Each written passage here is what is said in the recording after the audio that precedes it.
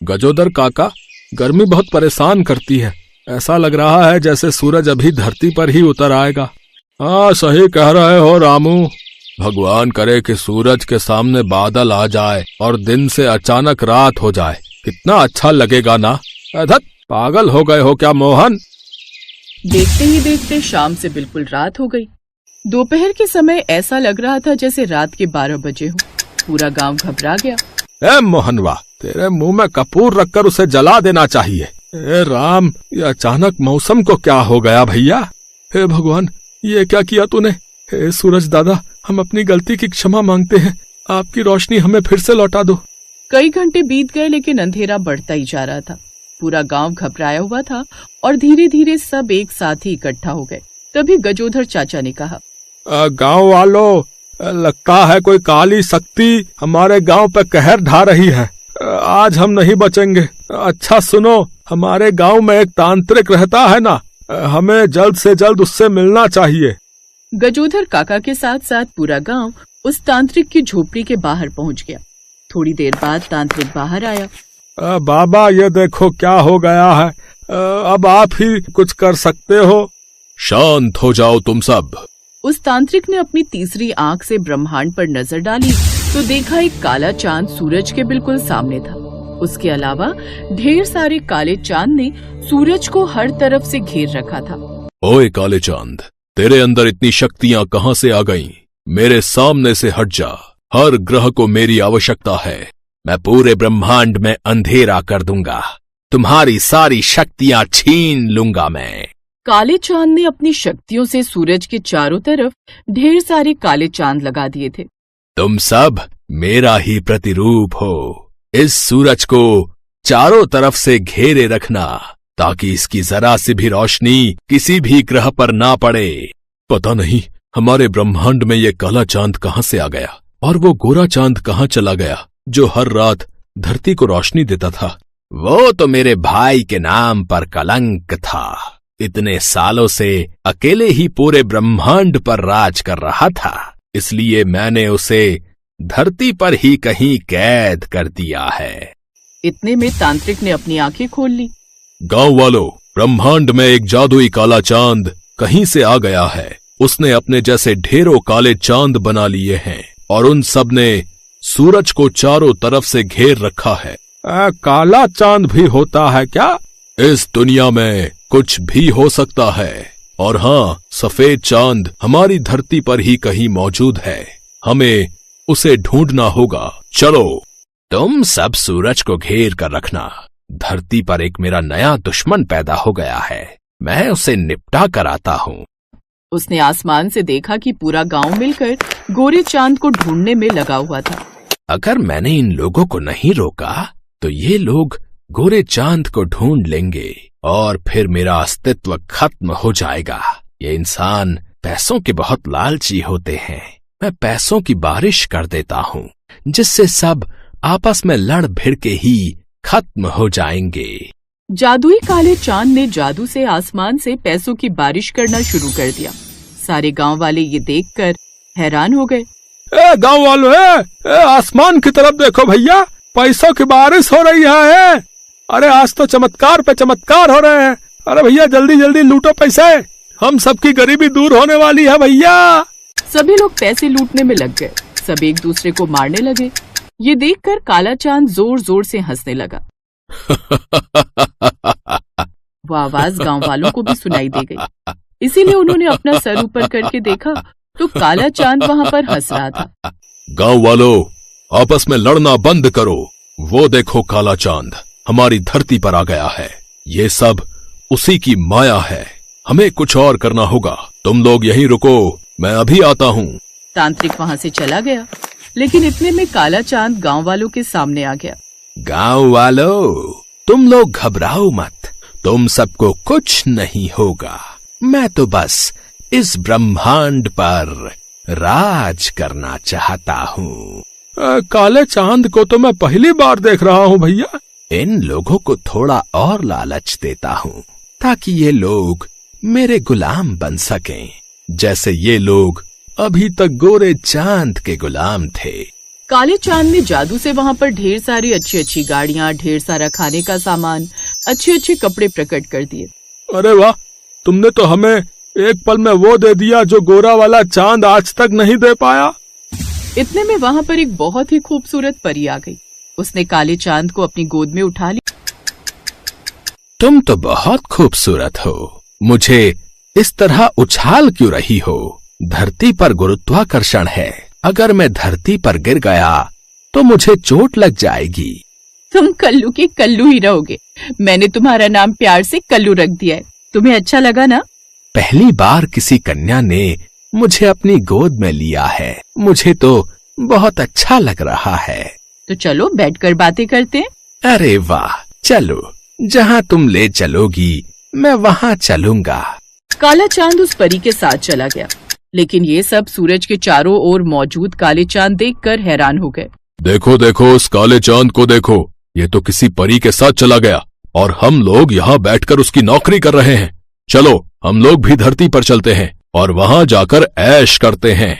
अब सूरज के चारों तरफ मौजूद सारे काले चांद वहाँ से हटकर सीधा धरती पर आ गए। जैसे ही वो सब सूरज के सामने से हटे, वैसे ही पूरे गांव में फिर से रोशनी हो गई।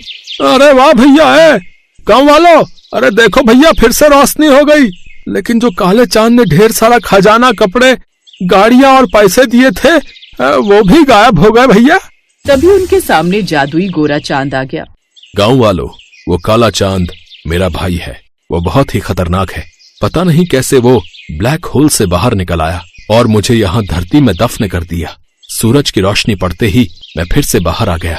तभी वो तांत्रिक काले चांद को लेकर बाहर आ गया। छोड़ो मुझे, तुमने मेरे साथ छल किया है। मेरे सारे प्रतिरूप कहाँ गायब हो गए? मैंने तो सोचा था तुम एक परी हो, लेकिन तुम तो एक मर्द निकले। तुम्हें क्या लगता है सिर्फ ब्रह्मांड के लोगों को छल करना आता है? गोरे चांद, आप किसी भी कीमत पर अपना ख्याल रखना अच्छा, क्योंकि अगर आप गायब हो गए तो हम भी गायब हो जाएंगे भैया। तभी अचानक काले चांद ने आग उगलना शुरू कर दिया। आसमान से आग बरसने लगी, जिससे गांव वाले जलने लगे। तुम लोगों की वजह से गोरा चांद फिर से बाहर निकल आया, इसीलिए अब मैं तुम सबको ही खत्म कर दूंगा। चंदा मामा, भैया हमें बचाओ, हम जल रहे हैं। मुझे शर्म आती है तुम्हें अपना भाई कहते हुए। इन लोगों को छोड़ दो, आग बरसाना बंद करो। तुम्हें कुछ ज्यादा ही तरस आता है इन लोगों पर। रुको, मैं तुम्हें भी जलाकर खाक कर देता हूँ। काले चांद ने गोरे चांद के ऊपर भी आग बरसाना शुरू किया, लेकिन गोरा चांद जादू से ऊपर चला गया और उसने ऊपर से पानी की बारिश शुरू कर दी। देखते ही देखते पूरे गांव में लगी आग बुझ गई। गोरे चांद, अपने भाई को जल्दी से ब्लैक होल के अंदर डाल दो, वरना अगर मैं धरती पर आ गया तो धरती ही खत्म हो जाएगी। गोरे चांद ने अपने जादू से अचानक तेज तूफान चला दिया। वो तूफान बढ़ता ही जा रहा था। सारे गांव वाले उड़ने लगे और एक दूसरे से भिड़ने लगे। उसी तूफान में काला चांद उड़कर फिर से अंतरिक्ष में चला गया और ब्लैक होल के अंदर समा गया। तूने मेरे साथ बहुत गलत किया। तुझे क्या लगता है मैं ब्लैक होल से बाहर नहीं निकल पाऊंगा? मैं एक दिन फिर से वापस आऊंगा। जब आएगा तब देखा जाएगा। अरे, ये गांव वाले तो एक दूसरे के ऊपर पड़े हैं, इन्हें ठीक करना होगा। गोरे चांद ने सूरज की किरण से एक शक्ति ली और गांव वालों के ऊपर डाल दी, जिससे सारे गांव वाले उठकर खड़े हो गए।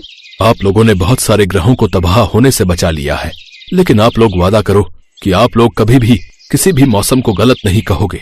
कोई भी मौसम आता है, आप लोग उसकी बुराई करना शुरू कर देते हो। धरती पर तुम इंसानों के अलावा लाखों और भी जीव जंतु हैं, उनके हिसाब से भी कुदरत को मौसम बनाना पड़ता है। आप सही कह रहे हो चंदा मामा, लेकिन तुम लोगों ने मेरी मदद की, इसलिए मैं तुम लोगों को कुछ देना चाहता हूँ, लेकिन आपस में लड़ना मत। गोरे चांद ने अपनी शक्तियों से पूरे गांव को राजमहल की तरह बना दिया। सभी के कच्चे मकान अब महल बन चुके थे और सबके कपड़े बहुत ही आलीशान हो गए थे। गांव वालों, अब मेरा वक्त आ गया है, मैं जा रहा हूँ। फिर कभी जरूरत पड़ेगी तो आप लोगों से मिलने जरूर आऊंगा। बहुत बहुत धन्यवाद चंदा मामा, आपने तो हमारे गांव को पूरी तरीके से बदल दिया। गोरा चांद वहाँ से आसमान में चला गया। अब पूरा गांव खुशहाल हो चुका था और खुशी खुशी सब एक साथ रहने लगे। बहुत समय पहले की बात है। हस्तिनापुर गांव में सूरज के अस्त होने का समय हो गया था और चांद के निकलने का। तभी सूरज चांद से कहता है, अरे भाई एक बात बताओ, जब भी तुम आते हो तो कोई तुम्हें आदर सम्मान देकर प्रणाम क्यों नहीं करता? ऐसा बिल्कुल भी नहीं है भाई, कई लोग मुझे भी प्रणाम करते हैं। पर मैं तो जब भी आता हूँ सारी दुनिया जल चढ़ाकर और सूर्य नमस्कार करके मेरा स्वागत करती है, किंतु मैंने आज तक किसी को भी तुम्हारा स्वागत करते हुए नहीं देखा। चांद और सूरज की ये वार्तालाप हस्तिनापुर गांव के निवासी सुन रहे थे। तभी बिरजू कहता है, हम तो सिर्फ सूरज को ही अपना भगवान मानते हैं, चांद हमारे लिए कुछ नहीं है। नहीं, ऐसी बात नहीं है। चांद भी हमारे लिए भगवान समान ही है। चांद भी हमें रोशनी देते हैं। सूरज भगवान तो हमें रोशनी और धूप देते हैं, लेकिन चांद वो हमें क्या देते हैं? लेकिन सारी रात तो हम सोए रहते हैं, तो फिर उस रोशनी का हम क्या करेंगे? हमें चांद की जरूरत नहीं है। हाँ, अगर चांद नहीं भी आएगा तो हमें कोई फर्क नहीं पड़ेगा। हाँ, उसका होना ना होना एक ही बात है। तुम ये क्यों भूल रहे हो? करवा चौथ वाले दिन इन्हीं की पूजा करने के बाद तुम्हारे लिए रखा गया व्रत पूरा होता है। लेकिन शुरुआत तो सूरज भगवान की पूजा से ही होती है। गांव वालों की बातें चांद और सूरज बड़े ध्यान से सुन रहे थे। उनकी बातें सुनकर सूरज तो खुश हो गया, लेकिन चांद थोड़ा उदास हो गया। फिर सूरज चांद से कहने लगा, देखा, हस्तिनापुर के लोग भी मुझे ही अपना भगवान मानते हैं और उनकी नजर में तुम्हारी कोई अहमियत नहीं है। परंतु मैं भी तो इन्हें रोशनी देता हूँ, और अगर मैं ना रहूं तो मेरे बिना इनकी जिंदगी भी अस्त व्यस्त हो जाएगी। ये तुम्हारी गलतफहमी है। इन लोगों को तुम्हारी बिल्कुल भी जरूरत नहीं है। अगर मेरी जरूरत किसी को भी नहीं है तो ठीक है, आज के बाद मैं आऊंगा ही नहीं। इसके बाद चांद वहां से चला जाता है और उसके जाते ही सारे गांव में अंधेरा छा जाता है। वैसे तो आसमान में कुछ सितारे होते हैं, लेकिन उनकी रोशनी ना के बराबर होती है। लेकिन अंधेरा इतना ज्यादा होता है कि किसी को भी कुछ दिखाई नहीं देता। हस्तिनापुर गांव में बुआई का समय शुरू हो गया था, इसीलिए किसानों को सुबह जल्दी उठकर खेतों में जाना होता है। लेकिन चांद के ना होने से बाहर घनघोर अंधेरा होता है। अरे उमा, जल्दी से उठ जाओ, आज खेत की बुआई करने जाना है। जल्दी से उठ जाओ, वरना देर हो गई तो बाहर धूप बहुत तेज हो जाएगी, फिर खेतों में काम करना मुश्किल हो जाएगा। हाँ, बुआई के लिए तो जाना है, पर अभी बाहर बहुत अंधेरा है। आप भी सो जाओ जी, और मुझे भी सोने दो। मुझे लगता है बाहर सुबह होने वाली है, अब हमें चलना चाहिए। वो तो आप सही कह रहे हो जी, पर बाहर इतना अंधेरा है कि हम जाएंगे कैसे? ठीक है, फिर बाद में ही चलते हैं। इसके बाद दोनों सुबह का इंतजार करने लगे। फिर जब सुबह हुई तो दोनों खेतों के लिए निकल पड़े। लेकिन थोड़ी ही देर में सूरज सर पर आ गया और खेत में काम करना मुश्किल हो गया। बहुत गर्मी हो रही है जी, चलो घर चलते हैं, कल सुबह जल्दी आकर काम कर लेंगे। हाँ, तुम सही कह रही हो, इस भयानक गर्मी में तो हालत खराब हो गई। अगले दिन जब दोबारा काम के लिए उठते हैं तो बाहर बहुत अंधेरा होता है, और बाद में जब काम पर जाते हैं तब तक तेज धूप हो जाती है। इस समस्या से परेशान होकर पवन सूरज भगवान से कहता है, हे सूर्यदेव, अगर आप रात को भी उपस्थित रहें तो हमें कभी भी चांद की जरूरत नहीं पड़ेगी और हम केवल आपकी ही पूजा करेंगे।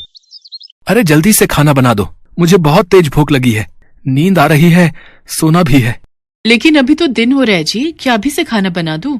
हाँ, मुझे लगता है आज शाम नहीं होगी। तुम जल्दी से खाना बना दो, मुझे बहुत भूख लगी है। अच्छा ठीक है, बना देती हूँ। फिर दोनों खाना खा लेते हैं, लेकिन तब भी रात नहीं होती और दोनों सोने के लिए चले जाते हैं। बहुत गर्मी हो रही है, बिल्कुल भी नींद नहीं आ रही। ऐसा करता हूँ, जाकर नहा लेता हूँ। इसके बाद पवन नहाने चला जाता है। नहाने के बाद भी बहुत गर्मी हो रही है। तभी बाहर शोर होता है। पवन और उमा बाहर निकलकर देखते हैं तो बिरजू का बेटा बिट्टू बेहोश पड़ा हुआ था। क्या हो गया मेरे बच्चे? कोई जल्दी से पानी लाओ। फिर उमा जल्दी से पानी लाकर बिट्टू के मुंह पर छिड़काव करती है। कुछ ही देर में बिट्टू होश में आ जाता है। लगता है दिन रात धूप लगने की वजह से ये बेहोश हो गया था। इसके बाद सभी सोने के लिए चले जाते हैं, लेकिन गर्मी की वजह से किसी को भी नींद नहीं आ रही थी। सारी रात लोगों की ऐसे ही कट जाया करती। इतनी गर्मी में तो हम लोग मर ही जाएंगे। काश सूरज ढल जाता तो इतनी गर्मी नहीं होती और हम लोग चैन से सो पाते। चुप रहो तुम, थोड़ी सी गर्मी सहन नहीं कर सकती? ऐसे ही एक हफ्ता बीत जाता है, लेकिन हस्तिनापुर के लोग बिल्कुल भी चैन से नहीं सो पाते और देखते ही देखते कई लोगों की तबीयत बिगड़ने लगती है। ये सब तुम्हारे कारण ही हो रहा है। ना तो तुम चांद का अपमान करते और ना तो वो यहाँ से जाते। इसके बाद पवन बाहर जाकर सूर्यदेव से प्रार्थना करता है, हे सूर्य देवता, अब से आप केवल दिन में ही रहिए। हम आपकी गर्मी सहन नहीं कर पा रहे हैं। रात को हमें चांद की ही जरूरत है। इसके बाद पवन और सभी गांव वाले चंद्रदेव को पुकारने लगते हैं। हे चंद्रदेव, हमें माफ कर दीजिए, हमें आपकी भी उतनी ही जरूरत है जितनी सूरज की। हाँ चंद्रदेव, जहाँ दिन सूरज के बिना अधूरा है, वहीं रात आपके बिना अधूरी है। अब से हम आपकी भी उसी तरह पूजा करेंगे जिस तरह सूर्यदेव की करते हैं। ठीक है, मैं रात में तुम लोगों को रोशनी देने के लिए फिर से उपस्थित रहूंगा। मुझे माफ कर दो मेरे भाई, अब मुझे समझ आ गया है कि जितनी जरूरत इस दुनिया को मेरी है, उतनी ही तुम्हारी। सूरज ढल गया और अंधेरा होने लगा। तब चांद ने अपनी रोशनी चारों ओर बिखेर दी। इसके बाद सभी गांव वालों ने सर झुकाकर चांद का स्वागत किया और सभी गांव वाले पूरे 1 हफ्ते बाद चैन की नींद सोए। हेलो दोस्तों, कैसे हैं आप सब?